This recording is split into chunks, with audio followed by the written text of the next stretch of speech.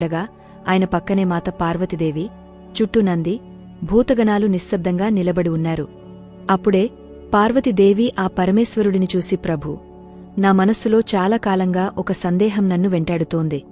ప్రతి జీవి తన కర్మ ఫలితాన్ని తప్పకుండా అనుభవించాలి. ఇది అందరికీ తెలిసిన విషయమే. కాని నిజ జీవితంలో చూస్తే దృశ్యాలు వేరుగా ఉంటాయి. అంటే చాలాసార్లు ఒకరి కర్మ ఫలితాలు ఇంకొకరిపై పడుతున్నట్లు కనిపిస్తుంది.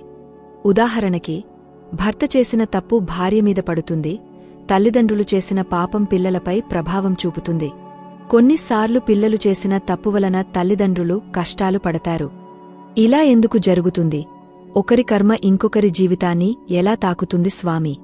అది విని ఆ పరమశివుడు నమ్రతగా, పార్వతీ, నీ ప్రశ్న చాలా లోతైనది. సాధారణంగా మనుషులు కర్మ సిద్ధాంతాన్ని ఒక కోణంలో మాత్రమే అర్థం చేసుకుంటారు.